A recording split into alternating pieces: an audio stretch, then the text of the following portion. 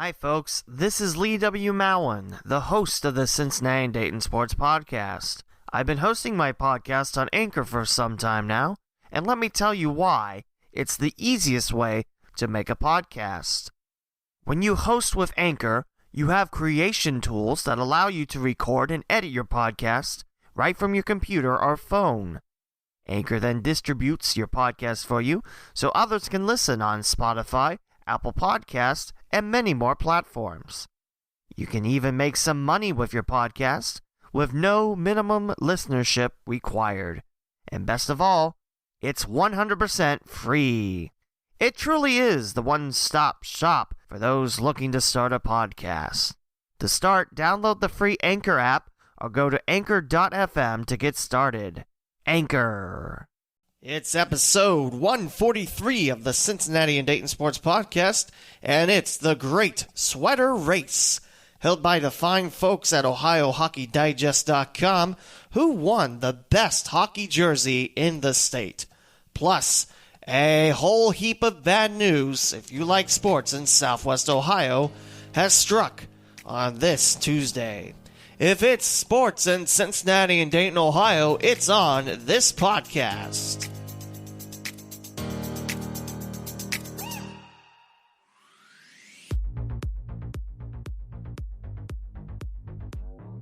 Welcome to the Cincinnati and Dayton Sports Podcast with Lee W. Mowen. This is a weekly podcast dedicated to sports happening in the Cincinnati and Dayton, Ohio region. Visit theleewmowen.com/podcast to listen on your favorite platforms like Apple Podcasts, Google Podcasts, TuneIn, Spotify, the iHeartRadio app, and more. Follow the host on Twitter at the Lee W. Mowen and the podcast at CindayPod. Opening theme is Arpy by Dan Hennig from the YouTube Music Library Collection. Now for your host, Lee W. Mowen.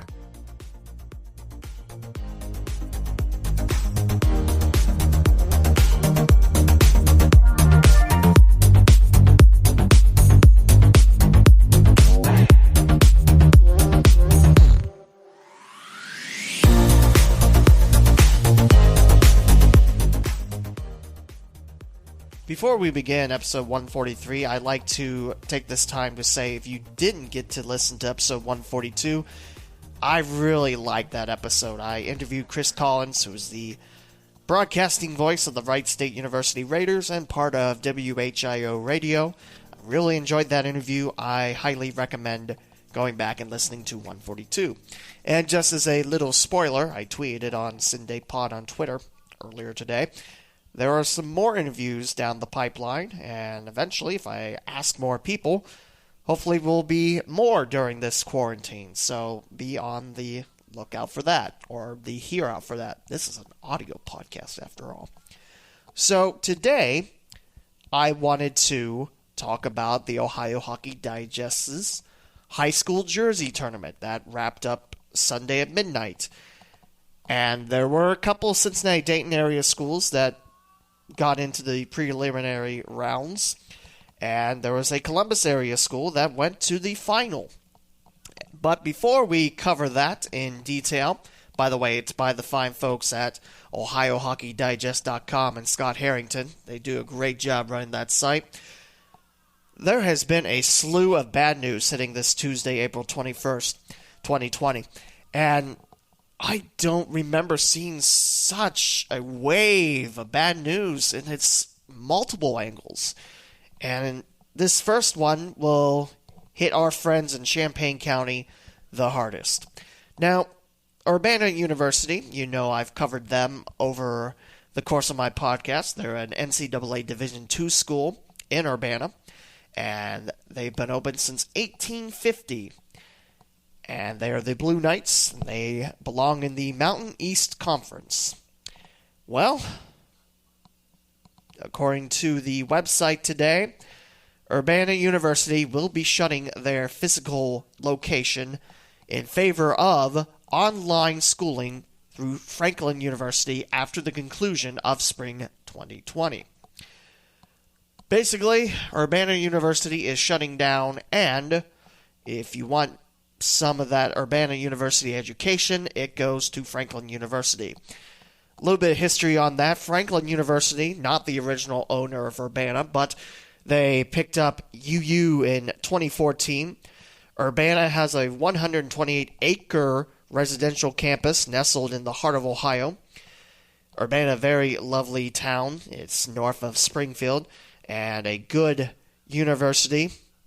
And it's a crying shame that a campus that's been open since 1850 is shutting their doors for good. Now, this is the first school that I know of around here that's shutting their doors during the quarantine of the coronavirus. If you remember, I'm trying to think when that was, when Cincinnati Christian closed their doors. It's the second school to shut their physical doors in a span of about 4 months or so, because I thought it was December. It's after the football season, I know that. They finished that, and they didn't get to winter sports. Anyway, so that's that for Urbana. Once the spring 2020 term comes to an end, there's going to be a lot of coaches, players, students, and faculty and staff that are going to be out of a job. And this hurts. This hurts. I've never caught an Urbana game at UU. I've seen the Urbana Blue Knights at Cedarville and Central State when I was broadcasting with CSU and the Marauders. This hurts. This really hurts. Urbana's really good campus, really good programs, especially women's basketball. There's a lot of love that was shared for that, and now that's gone. And all the sports, there's 17 NCAA Division II sports and 3 intercollegiate club sports. They're going to need new homes. Now, of course, with this closure, any athlete at Urbana can just transfer out and they don't have to wait. It's not their fault Urbana closed. So, I think most of the athletes will be able to find homes. But think of the historic impact that Urbana had. That's sad. And that broke my heart. I have to thank Brandon Ponchak. He was the first one to find out about it, and I thought he shared that Urbana was going to close up their men's soccer team, when it turned out to be much, much worse. Not only is Urbana getting rid of the men's soccer team, they're getting rid of everything. And then it goes to Franklin University to discontinue physical operations on the Urbana branch after this spring 2020 semester has ended. Now, Franklin University, I believe they're mostly online. I think they had a physical campus in Franklin, of all places, just on 73 when you're heading out towards Springboro. But that they haven't been there in quite some time. I think 15 years or something. It's been a while. But, yeah. It's added a level of stress and uncertainty to Urbana's prospects that make it impossible to sustain. And that gave Franklin University the hard choice to shut it down. Like I mentioned, very, very sad. Liked Urbana's campus. Good athletic programs in D2 in the area. And now the biggest city in Champaign County will have a 128-acre empty spot. Now, with Cincinnati Christian, I think there was... I haven't looked up what's happened to that since, but I think there was a group from Missouri that wanted to open it back up, not for Cincinnati Christian, but for, themselves. I don't know if anything's going to be like that on the table. I don't know. So, Urbana currently served 1,254 students. So, not a big campus per se, but still. 128 acres, that's not bad. It mentions in this press release that most of the students will continue their studies uninterrupted because, again, Franklin University is mostly online. So, go on the computer, learn online, get your degree that way. But Urbana University, as we know it, will be shut down. 111 full-time employees on the Urbana campus will be affected by this closure, and a number of these employees who work there will be offered employment at Franklin University. Those who will not continue at Franklin will be offered severance packages, which is nice, to help with this difficult transition. So, like I mentioned, tough time at Urbana, shutting down after the spring 2020 semester, calls it a day. I look at Urbana's situation, and I think with Franklin picking it up, there was a little bit more hope that it would continue on. I don't remember if Urbana was in trouble in terms of, money flow. Not doing bad things, but, being able to sustain everything. It's still a very sad time. If you want to read more, you can go to urbana.edu/closure. There are 5 categories you can look: students, general FAQs, alumni and donors, partnerships, and athletics. And the athletics one, since this is a sports podcast, campus officials will be working with officials at the NCAA and MEC, that's the Mountain East Conference, to obtain guidance on the most effective ways to transition these student athletes who wish to transfer to other institutions to continue their athletic endeavors. I retweeted a baseball player's video on him cranking a home run over the left center wall, and you think I'd have that name for you, which pop it up right here real quick. I can tell you that looks like it's Griff Stevens 7 on Twitter, looking for a new home. It's got 45 retweets at the time of this recording, 106 likes, and 11 replies. So I certainly hope that these Blue Knights will be able to recover during this tough time. And wow, that's a way to start a Tuesday. One of the oldest universities around here closing their doors. So my heart goes out to all the folks at Urbana University that now have to find new homes, new jobs, new everything. It's very tough. And now we move on to Urbana University closing their doors forever, to a team that's closing their doors for the year. As you know, we are heading into May. Next week, next Friday is May the 1st, and summer's not too far away. Well, there is one team that will not be playing in USL League 2 action this year, and that would be the Cincinnati Dutch Lions. This press release was just released a couple hours ago. The Cincinnati Dutch Lions FC have officially made the decision to forego playing in the 2020 USL League 2 season due to the current state caused by the global pandemic. That is big news. Right now, USL League 2 hasn't mentioned anything about delays, cancellations. There's been few sports leagues that have said, okay, that's it. Like the IFL, Indoor Football League. That's the home of my favorite mascot team ever, the Iowa Barnstormers. And they used to have the goggles, the flight goggles on the helmets. It's a great look. But the IFL has already canceled things off.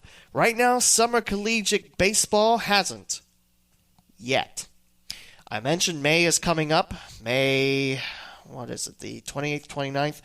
That is the start of the Prospect League season.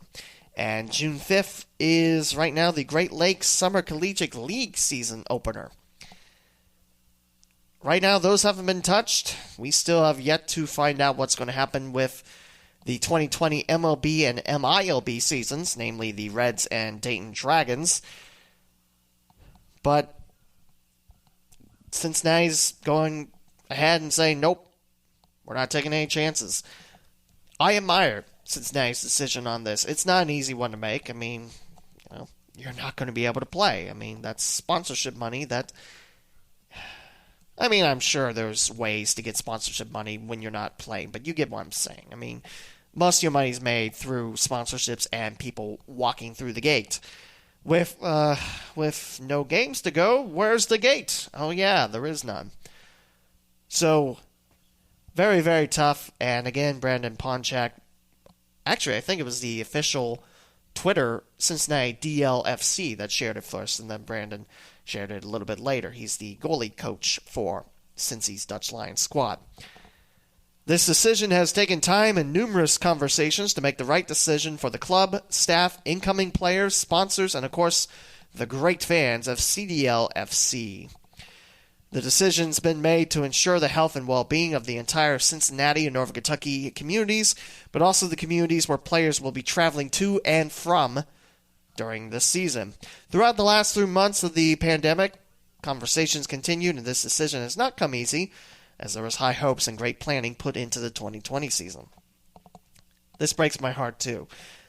When Cincinnati and Dayton play, I mean, that's the best rivalry now. Now, that's not going to happen, but at the same time, I admire Cincinnati for making this decision. It's not an easy one. Like I mentioned, that's money down the drain. You're not going to be able to recover from that. But I think Cincinnati will be all right, and I think we'll see the Cincy Lions for 2021, hopefully. Like I mentioned, nothing yet from USL League 2, but Cincinnati's going ahead and saying, nope. Dayton right now, I believe both the Dutch Lions squads, the women and the men, will be getting ready to go. As I tweeted a while back, the WPSL, they do plan on having the 2020 season. However, there will be no postseason. So meaning for the Great Lakes teams, or the Ohio Valley teams rather, 10 games, that's it. Which is better than nothing. So I admire, again, the decision that Cincinnati made. It definitely wasn't an easy one. And hopefully we'll get to see the Cincinnati Dutch Lions in 2021. We'll stick with the Cincinnati Dutch Lions and actually bring a nugget of good news, just so you don't think this is like the most depressing episode ever. Now, I mentioned e-gaming a while back. I forget which episode it was. I talked about it, promise. And this is what Ryan Sparks is doing. He's on Twitter at TouchedArtists, and he's representing Cincinnati Dutch Lions FC. He's a member of Super Mega Ultras, which is the supporter group for Cincinnati's Dutch Lions. An avid gamer, a massive local soccer fan, Ryan has been a CDL FC supporter for several years. Ryan chose to compete in the PC competition of EA Sports FIFA 2020. The lower league E-Cup will be playing in the same game, EA Sports FIFA 2020, on either PlayStation, Xbox, or PC. Like I mentioned, Ryan's on the PC version. You can watch Ryan compete, I think he's 3-0 already, on Twitch, YouTube, Instagram, Twitter, and Facebook. This is an old press release, so I probably should pick a new one, but start off 1-0 and a +5 goal differential is Touch Artist. That's impressive. A 7-2 victory over Swan City Syndicate, the Florida Tropics SC supporters group. And the next one was Monday, April 13th. Like I mentioned, probably should get a fresher press release to talk about this. The full schedule, the next game actually is it's Monday, April 27th. Why did I think tomorrow was the 27th? That's not how numbers work. And Touched Artist has Cardinal Collective SG out of North Carolina. That'll be 7:30. And then it'll take on the South Bend Lions FC of Indiana May 4th. May 11th, Oakland County FC. Remember, they're one of the newcomers in the league, the Great Lakes Division, that the Dutch Lions will compete in. And that next day, May 12th, Touched Artists will take on Metro Louisville FC out of Kentucky. Again, you can find all this stuff, cdlfc.com, and good luck to Ryan. Bring home the cup for Cincinnati. The E-Cup, rather. I was going to say bring home the bacon, but that doesn't make any sense. And a quick coaching vacancy. It's something that I normally don't talk about on here, because normally when you hear it, bam, it's filled just like that. But something that surprised me. Springboro is looking for a new head coach for ice hockey. This coach will be taking over for Nate Reynolds, who was the head coach for the previous 2 years. He welcomed in a new baby in January, I believe. Missed a game for that, so nice addition to the Reynolds family. If you are interested in becoming the next head coach of the Springboro Panthers ice hockey team, you can send a letter of interest, a resume, and references to Austin Rhodes, the athletic director at Springboro.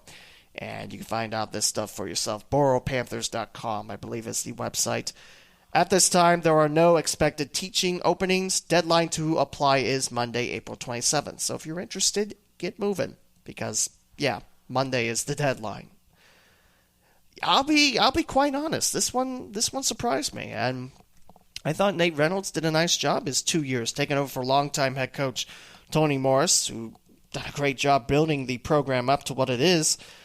I mean, Springboro's in the Capital Hockey Conference. It's the big conference to play in Columbus, and I think Springboro holds their own.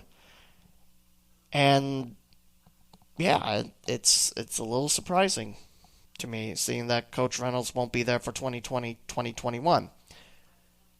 That means both teams at South Metro Sportsplex will have a new head coach for the upcoming year. I believe it's Tim Evans for Centerville. I think that's his name. Hopefully it is. Unfortunately, the website for Centerville is not up. But look through the history on that, see that he had great success from 1988 onwards. So I'm definitely looking forward to seeing what the next ice hockey season has. Again, there's an opening if you're interested in Springboro. So let's head off the sheet of ice and get to the baseball diamond. Like I mentioned, I haven't heard anything about the 2020 seasons for MLB or MILB. I know that MLB is saying, let's play it all in Arizona. And it's like, what about us folks that work for the teams? We going to be able to get to Arizona? No. Well, most of us aren't. But today, you remember that thing that everyone's talking about where MLB wants MILB, Major League Baseball, Minor League Baseball, where they want Minor League Baseball to trim the field by 40 teams and then add 2 independent teams just because they're in pretty good markets? At least I think that's why.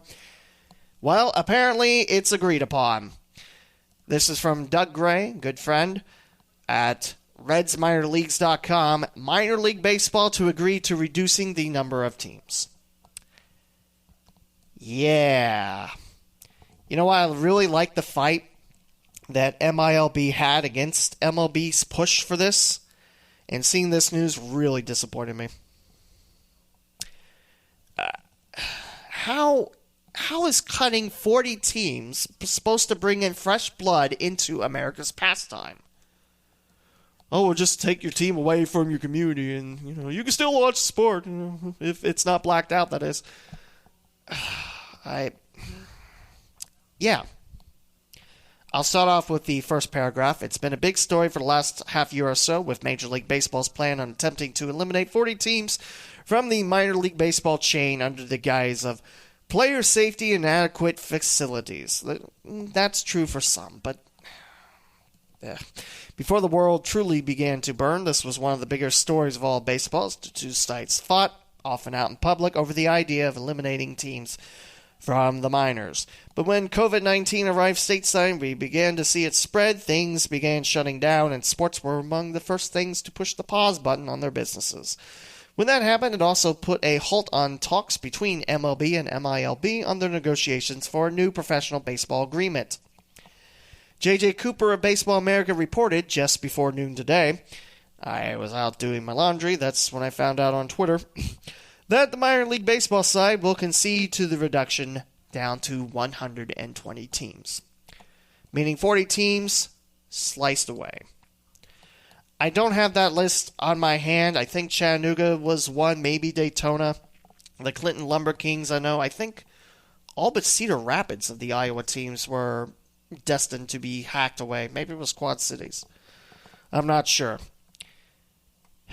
Now, MILB and MLB are expected to discuss the parameters of a system where the two sides can work together to ensure that most of the cities that currently have affiliated baseball will have ties to MLB clubs, even though those cities' teams will not be fielding draftees and signees of the MLB club, which, if you remember way back, it's talking about the Dream League where, you have college kids that maybe didn't get drafted, they play there, and then next year they're in, the minors. I think that's how that went. I hate it. I hate it. And it's just, like I mentioned, how are you going to get fresh blood by taking away communities teams? Now, Grant, I know they're not going to take the most successful minor league teams. That's stupid. That's not good business practice at all. So I think the Dayton Dragons are safe because they're ran by the Cincinnati Reds because, Cincinnati's not going to have any other MLB team run a affiliate in downtown Dayton when they're less than an hour away from Cincinnati. It's just not going to happen. That's bad business there if it did. So right now, your Cincinnati Reds are ran like this. You have your Arizona Fall League, or your AZL. You got expanded spring training, of course, not to be confused with springing or whatever. You got Single A or Low A, Dayton Dragons. You got Advanced A or High A, Daytona Tortugas in Florida. Double A, the Chattanooga Lookouts, which are historically, they've been with the Reds from 88 to, 2006? I honestly don't remember, but they have history with Cincinnati. Triple A is the Louisville Bats, and Cincinnati Reds are the Major League team. You might have guessed that. But on a further paragraph, again, back on RedsMinorLeagues.com in this article, on the initial list, the rookie-level Greenville Reds, Billings Mustangs, Daytona Tortugas, and Chattanooga Lookouts were among the 42 teams to be sliced. Now, they're looking to get rid of the rookie league, so meaning, Billings and the Pioneer League, gone. Appalachian League, gone. There's no rookie league. That'd be the Dream League. So, I think they make the rookie league at the homes of the spring training sites. So, Cincinnati would be at Goodyear, Arizona. And, for your teams, they'd be at their spring training homes, like I mentioned. The new plan, quote-unquote new, quote-unquote tractor beam, would be to have no rookie-level league outside the league's operated spring training complexes in Florida and Arizona. That would make the Gulf Coast League and Arizona Rookie League. Each organization would still have a Low A, Advanced A, Double A, and Triple A franchise. Now, of course, with this chopping, they're looking to kind of fix the tractor beam, fix the foundation where all major league teams have 4 affiliates. That's it. Outside rookie level, of course. So, I don't know if the Dragons would be shuffled up the ladder. I mean, you can't really go down than Low A, but I don't know. We'll see a restructuring of the leagues to make travel easier, read shorter, which will include some teams changing levels or affiliations that they're currently in to better fit the geographical location of leagues. So, Midwest League, not too bad on travel in the East Division. When you get in the West, outside Illinois, Iowa's about 8 hours away. Sure, Wisconsin, that's not a pleasant trip. So, I don't know. Like I mentioned, Dayton Dragons will be safe. They're protected by the Reds. So Cincinnati's just not going to have anyone come in. It's like, ooh, Dayton's beautiful. We'll take it. And yeah, Cincinnati's not going to do that.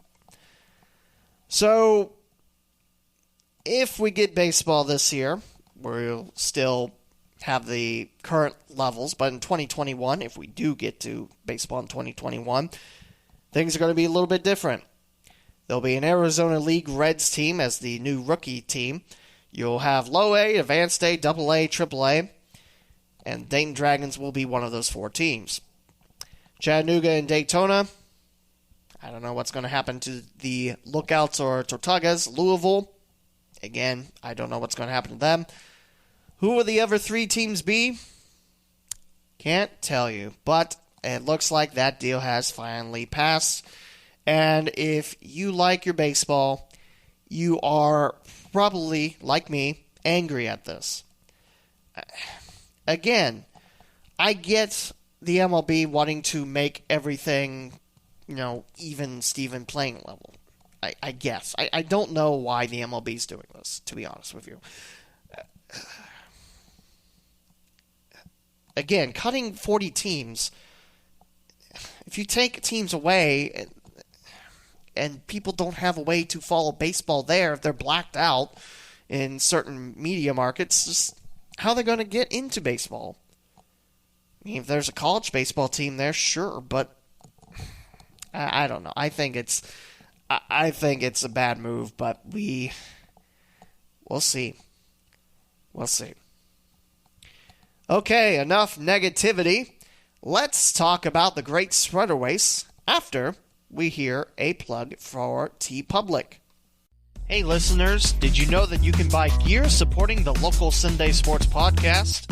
Visit theleewmowen.com/podcast, then click on Buy Podcast Merchandise made by TeePublic. You can get shirts, hoodies, mugs, phone cases, and even stickers. Check out the local Sunday Sports gear by TeePublic. I do want to thank the folks that did buy some new logo gear from TeePublic. A very big thank you. Every portion of every sale does go back to me. It does help out, and I appreciate it. And actually, my mom bought a shirt from there, got it. Very quick shipping, very good material. She bought a teal one, which was pretty cool. But again, TeePublic, you can go to theleewmowen.com/podcast, then click on Buy Podcast Merchandise, and it'll take you there. You can buy stickers, shirts, hoodies, mugs, phone cases, notebooks, a little bit of everything. So if you do have the extra money, it does help out. Please and thank you.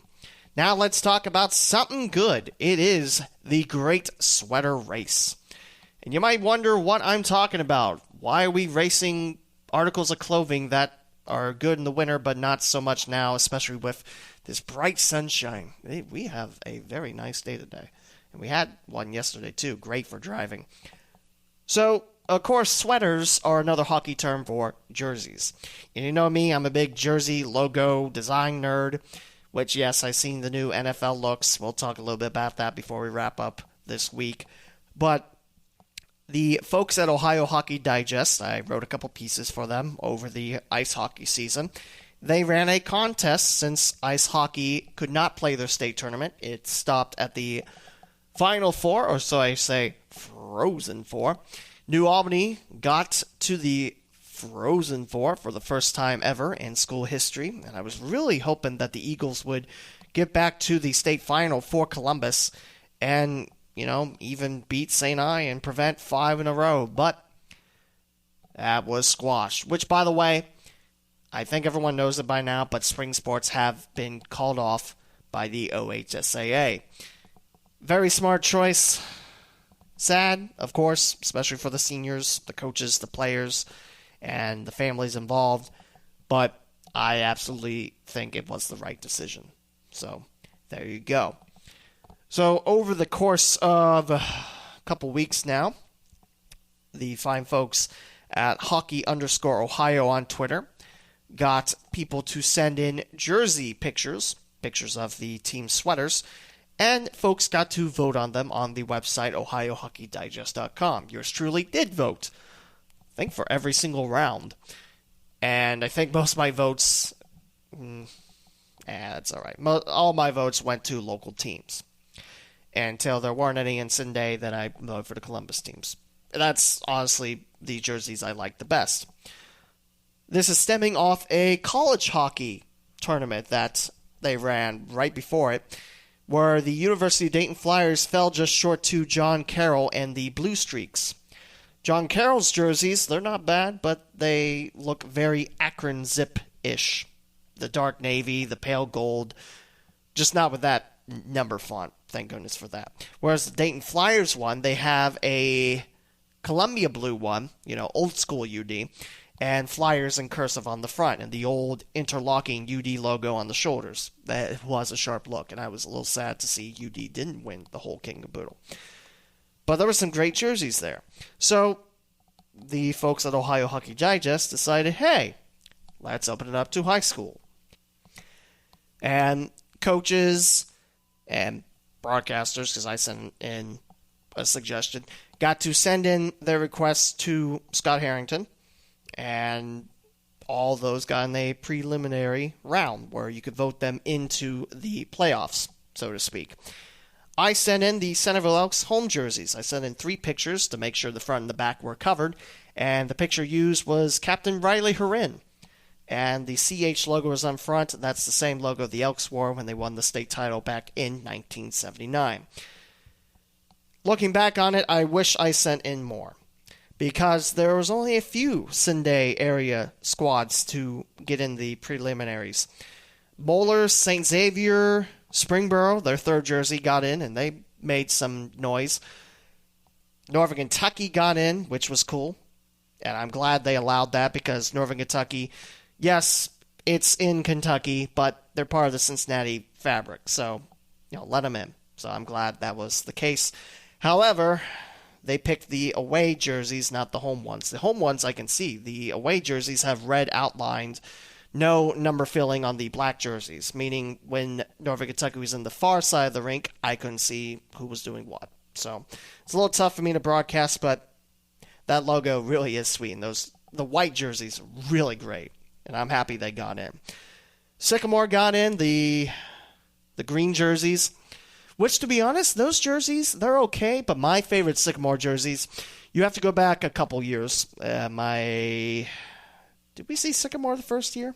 I don't remember if we did or not, but the goalie was Jack Spellman, and Sycamore had green jerseys, aviators diagonally in gold, and Spellman had a goalie glove that was red and blue. So it's Wright State colors, Dayton Flyer glove. It was great. But, no, those are my favorite. I love those Sycamore jerseys. The new ones are fine, or the ones they have are fine. It's just every time I look on the shoulders, there's that Sycamore S, which, Michigan State Spartans have, Stinson had for a while, except Stinson does still have that with a hat. I keep thinking that's number 5. Like, who's number 5? Oh, it's S. It makes me feel smart. Hooray. Let's see. Sycamore was in there. Troy was in there. I like those jerseys. I think they're classic, and it's a good look, and it's easy to read. That's all I ask for. I mentioned Springboro's thirds got in. Alter got in. And again, like Sycamore, I like their previous jerseys better. They had gold jerseys and... Wait, was it gold jerseys, white numbers, brown trim? It was easy to read.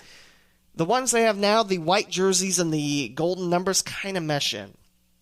The charcoal grays don't have that problem. Those are easy to see, and I like those. But just the white ones and the yellow, it's a little tough. But I like the old look of the Alter Knights. By old look, I mean a couple years back. Because both those jerseys for Alter and Sycamore are about 2 seasons served now. Talawanda was in it. They had their brand new jerseys, because remember, Talawanda a year ago decided to knock off any mention of Native Americans. So the Braves became the Brave. So there was a big T on there, and I thought that they looked like the Blue Jackets jerseys, or like the Blue Jackets or the CCYHA youth jerseys, which are block numbers, but they look just like the Blue Jackets jerseys outside that. I like those. Some of the teams I really wanted to see, Elder. Their purple jerseys, I think, are great. They have, like, the diamonds on the side. I don't think those are old jerseys, but they have that throwback feel to them, and I always like those. Elder didn't wear them this year. At least I don't think they did. I think the JV teams have the old jerseys now, and Elder wears predominantly the black jerseys, which are nice, too. I like those. I'm trying to think what else there was. Beaver Creek, like those jerseys. The beach blanket design I really like, but those... they're just crisp. They're clean. I like those. Mention Alter. I'm trying to think. There's only 12 high school teams. How can I be struggling this? Mason. I wish Mason was in there. Their Kelly Green jerseys, I think, are outstanding. I like those a lot. Moeller got in. They had the gold thirds. I voted on the gold thirds. Something I have to really applaud Moeller for. All their hockey jerseys, their numbers are oversized on the back, meaning they're easy to read from far, near. They're great. They're great jerseys. St. X's jerseys were actually the traveling away ones, the gray ones. And I was asking one of the parents of the Bombers, what's that shrimp-looking logo on the shoulders? Well, that's a bomber zipping. It's not shrimp. It's like, oh, it's a good thing I didn't say they look like shrimp on there. But I like that. I like that logo. I don't think the Bombers really use that logo much. It's just the X that they have. Someone correct me if I'm wrong on that. But yeah, I think that's all. I think I'm covering all the high school teams around here. If I'm not, send me a complaint, normal address. But we do have some really sweet looking jerseys.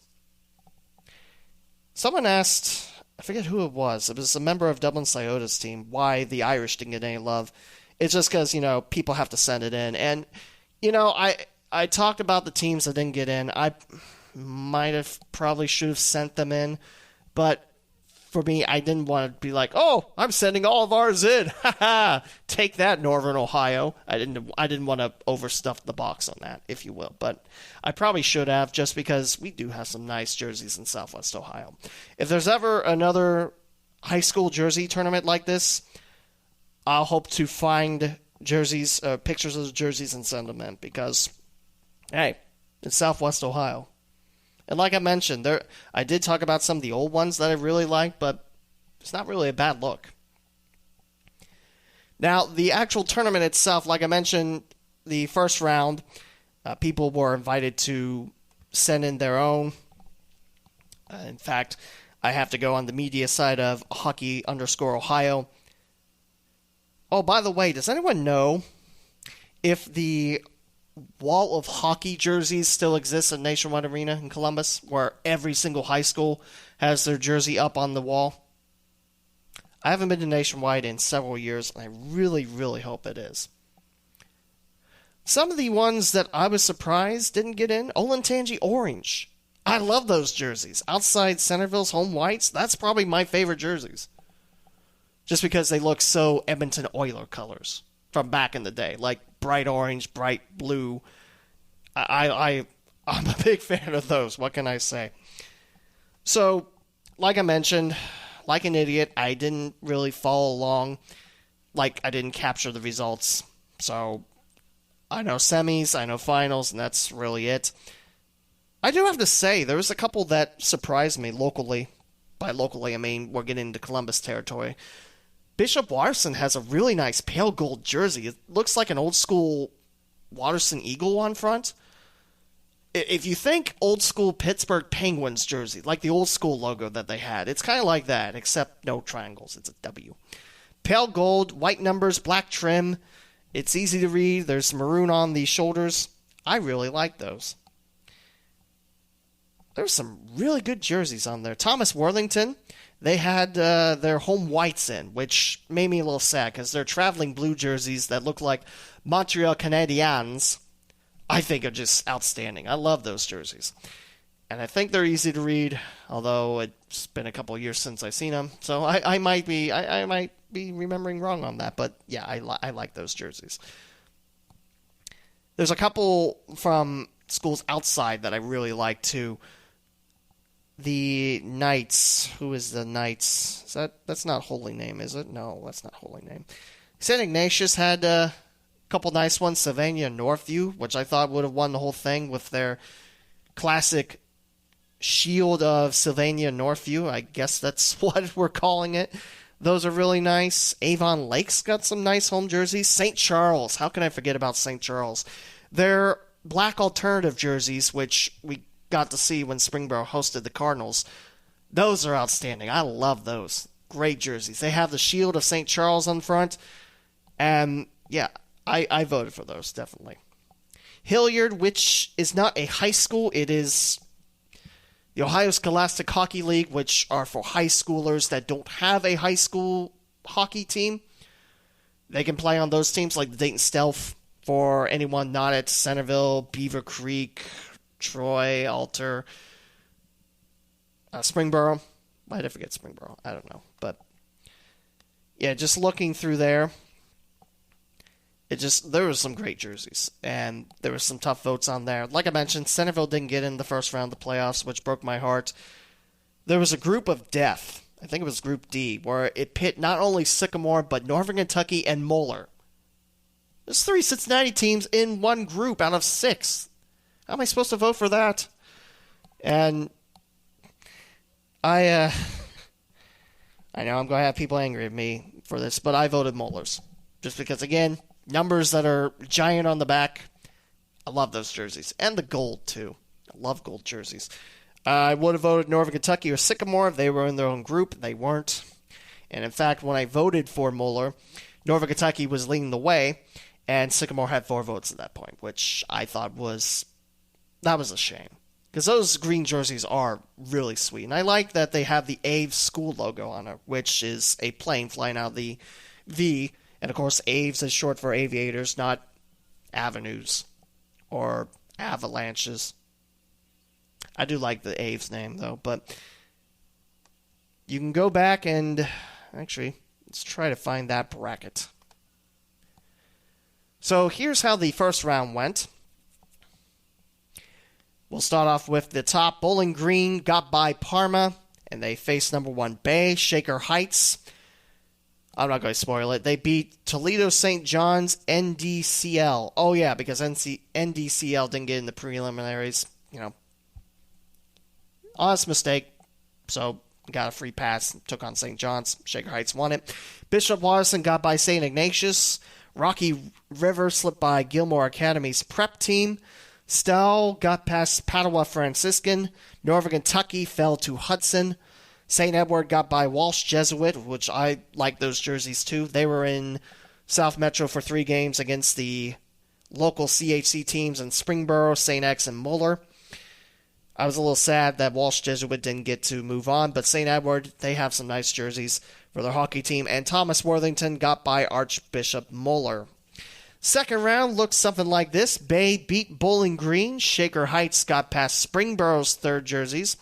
Springboro got a first-round bye, as did St. Charles, who defeated their Columbus foe in Bishop Watterson to take on Sylvania Northview, who got by Rocky River. Stowe got by Gilmore Academy's varsity team. Hudson fell to Olentangy Berlin. And Olentangy Berlin, they sent in the home white jerseys, which still showed off the 2 shades of blue. If you want to think color scheme, think Fairborn Skyhawks. If Fairborn had a high school hockey team, it would be like that, except Skyhawks and not Bears. But lighter shade of blue, darker shade of blue. I like the Bears look. I really like their away jerseys, but they have the home jerseys.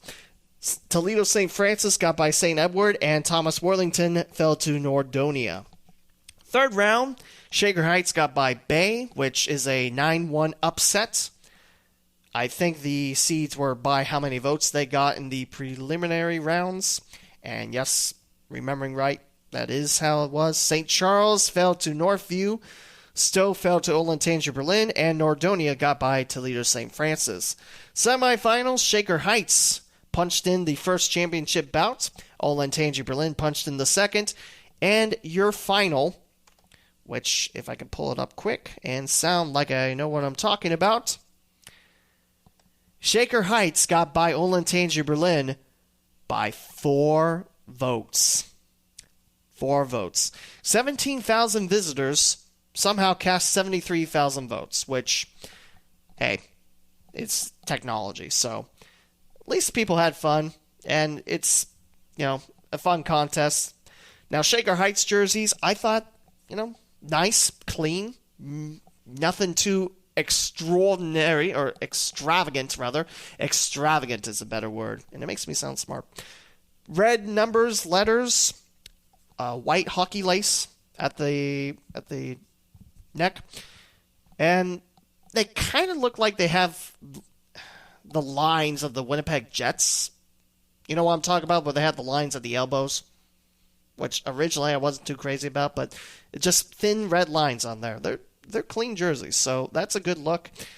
But I was a little sad because I wanted a Cincinnati-Dayton team to win, since that's what I cover. But it's nice to see Olentangy Berlin get a lot of love. A little sad to see Olentangy Orange not invited. I don't remember if Olentangy Liberty got in. Olentangy, I don't remember if they got in. What's funny about the Olentangy schools, Olentangy, they have their jerseys kind of look like the St. Louis Blues, with the black, the blue, the gold, like a darker shade of blue, but not quite navy, if you get what I'm saying. Olentangy Orange, I already covered. Edmonton Oilers from the 80s, great look. Olentangy Liberty, Their logo kind of looks like the Washington Capitals with, the hockey stick being an L. I like that look. And Olentangy Berlin, like I mentioned, really like that color scheme. A lot of fun, and it was a lot of fun to see people love on high school hockey jerseys. Oh, by the way, the final numbers. Shaker Heights, 36,412 to Olentangy Berlin's 36,408. Compared to the semifinals, where Olentangy won 3,726 to 3,169 for Nodonia, and Shaker Heights defeated Sylvania Northview 2,428 to 2,211. So yeah, a little bit jump on votes, but hey, you know what? Can't blame Scott on that. It was a lot of fun, and hopefully we'll have another one next year if we have high school hockey or not. Because, like I mentioned, we do have a lot of great high school hockey jerseys. I love seeing the new ones. I like seeing my favorites. Like I said, we don't really have a bad set in town. So, it's a lot of fun. And definitely, like I mentioned, I highly recommend checking out their new podcast, the Ohio Hockey Digest on-air podcast. It is ran by Tim Sullivan and Jason Lewandowski. They are coaches at St. Edward, I believe. Their first episode was with Scott Harrington, who runs the site, like I mentioned. And, yeah, I say give it a listen. If you like hockey and you like Ohio and you like hockey in Ohio, then there you go. Can't really beat that, can you? But, I don't know. Maybe yours truly will be a guest on there. I don't know. That's kind of a spoiler, and I don't know if I should be saying that, but actually, the last podcast, they release Fridays, by the way. Their last podcast with Toledo St. Francis, Chris Varga. I'm definitely looking forward to hearing from local coaches around here because, like I mentioned, we got a lot of knowledgeable coaches, from Northern Kentucky up to Troy. I like working with everyone. There's not someone that's like, oh, I get to work with them again. Great.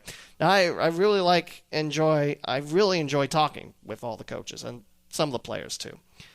But yeah, the great sweater race has come to an end, and it's Shaker Heights lifting the imaginary trophy. Really clean jerseys too. I do like those. But there we go. There's a little tidbit. Still a little surprised at the head coach opening at Springboro too. But hey, life happens. So I don't know the result or anything that happened behind doors, but I am going to miss Coach Reynolds. So, best of luck, Nate. And again, if you're interested, contact Austin Rhodes, the athletic director of Springboro, by Monday, April 27th, with a letter of interest, a resume, and references.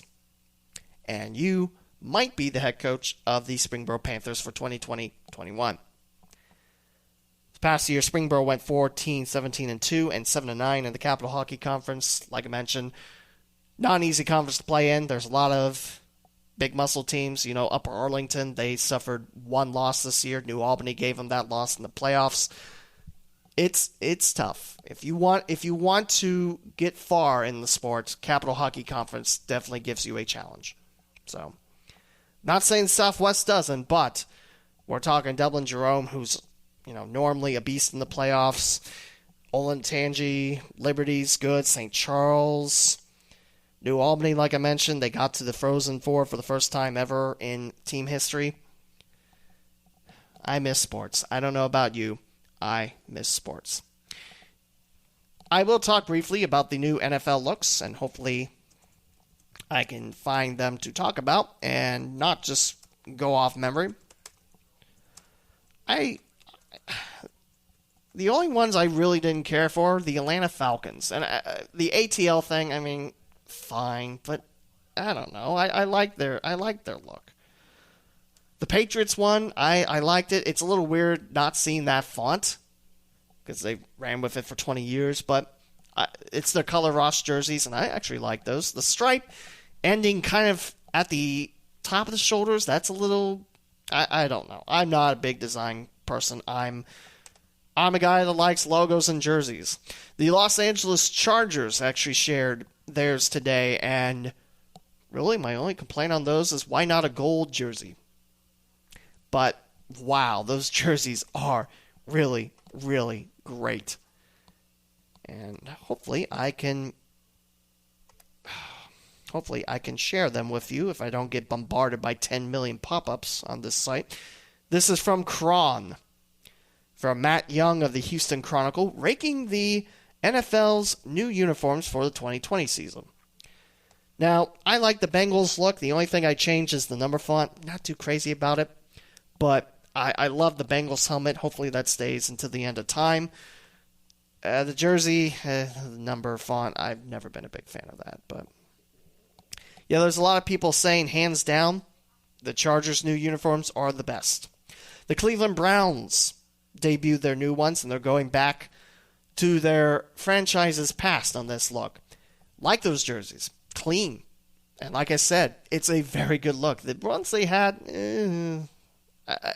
I get it, but sometimes you don't shake the tree of throwbacks or tradition or whatever.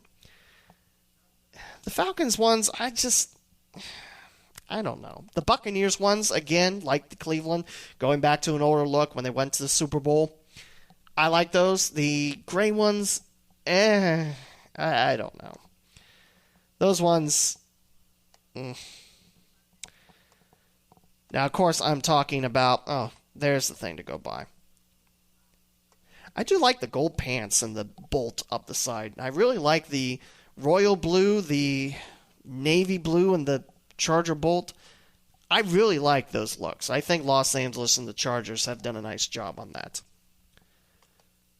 The Cleveland Browns ones, I think I really like too. The number font's a little different. It's not just plain old block font. It's a little bit different. You know, looking at the pewter jerseys of the Buccaneers, I like those too. Those are good looking jerseys. There's a lot of going back to the past on these jerseys. The Patriots ones, the Color Rush, I like those. The Colts, the Indianapolis Colts, I had to look at it a couple of times, say, there's a change? Now, you might know of this story, too, about the Colts having a new alt logo. They have a new word mark, which is on the top of the face mask, connecting it to the helmet. But also the number font is different, too. It's no longer block. It's block with an attitude. I don't know what that font's called, but it's got endings on the numbers, if you will. But apparently the Colts' new alt logo, which is a C, and inside the C is the shape of the state of Indiana. Apparently there's a high school in Indianapolis, nonetheless, Cathedral High School, that had a logo very, very similar to that. In fact, really the changes are the colors, and there was a 3-leaf clover in there. So that's a fun story to talk about. So Colts really don't change up much, but hey, those are classic jerseys as well. Atlanta jerseys, I like, if it was plain red, the plain red top, I like, but they went with a gradient look, which is the first NFL team to do so. And if you remember Atlanta sports history, the Hawks did that back in the 90s, I think, 80s, 90s, one of the two. The throwback jersey I love.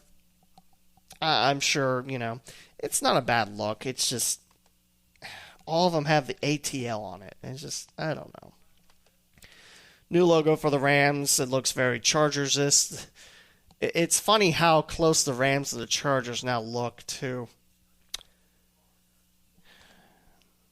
More looks on the Cleveland Browns. Again, it's from Cron. It's Matt Young from the Houston Chronicle ranking all the jerseys. And the NFL draft coming up very, very shortly. I think the first day is April 24th. Now, I will tell you that there are a lot of followers of mine that have drafts on theirs, which is cool to see all the opinions, not to be confused with opinions. But what do I want for the Bengals? I want the right fit. If the Bengals think that Joe Burrow is the right fit, I'm on board. I think Burrow would be a great leader in the locker room. I think maybe his first year not to expect a LSU-type run like they had in college football earlier this school year. But I like Burrow, and hopefully Cincinnati holds on to that number 1 pick, unless there is an offer they can't refuse. I mean, literally, you have to give up like 20 picks or something like that. But I just hope the Bengals do what's right and draft what they need. I think there is a needing of new voice, new leadership, and I think Joe Burrow fits that to a T. Tua, I think he'll be okay. I'm still a little worried about his injury that he suffered, but Jalen Hurts, I've seen some people saying they hope he falls to the Patriots. I think that'd be an interesting thing, and I think Hurts would do quite well in New England, especially with Tom Brady now in Tampa Bay. Yeah, I still, it's a little bit shocking. I'm not mad about it at all. I mean, it's not going to affect me. But at the same time, it's going to be different. Tom Brady not in New England. He's now in Tampa Bay in the NFC. So, definitely I'll be following along on social media. The 2020 NFL Draft, it's going to be taking place not as it's normally prepared. Again, thanks to the nice coronavirus sweeping through the world. Apparently, the original plans were to have it in Las Vegas with the entire strip on display. But, yeah, that's not happening. And in fact, I read something that the Las Vegas Raiders might not even be playing in Vegas to start off the season. Salt Lake. Excuse me. That was some noise on my laptop, and I didn't tell it to make noise. First round is April 23rd. That's good because I thought it was 24th.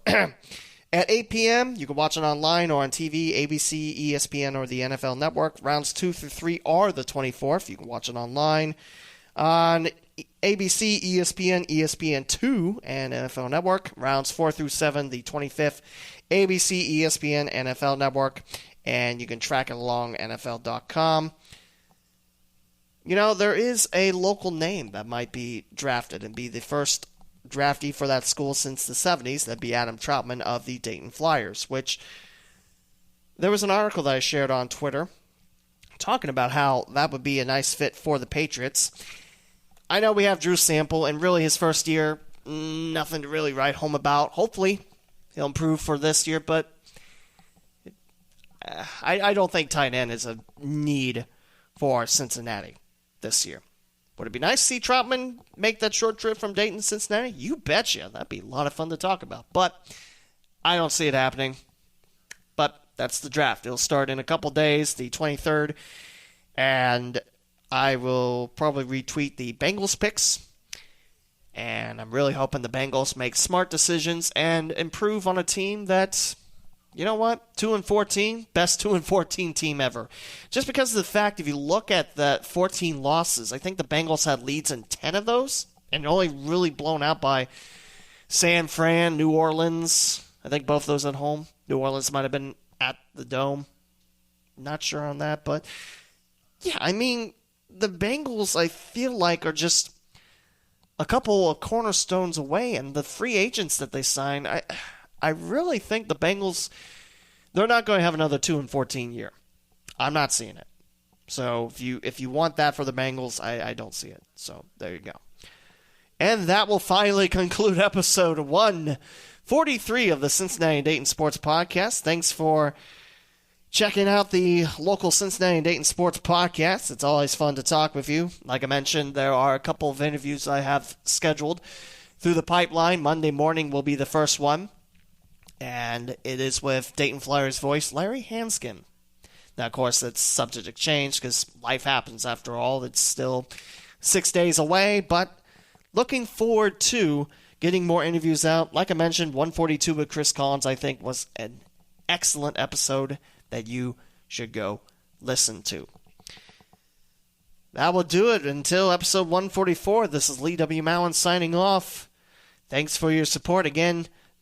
If you want new logo merchandise, go to the leewmowen.com/podcast and then click on the Buy Podcast Merchandise link. And every little piece of every sale, I get back. That'll do it for 143. Until episode 144, folks.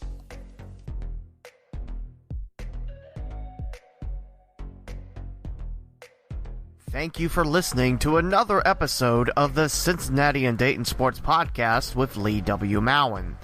To subscribe to the podcast, please visit theleewmowen.com/podcast. From there, you can choose your favorite platform, such as Apple Podcast, Google Podcast, TuneIn, Spotify, the iHeartRadio app, and many more. Interact with the podcast and host on Twitter at the Lee W. Mowen and at CindayPod.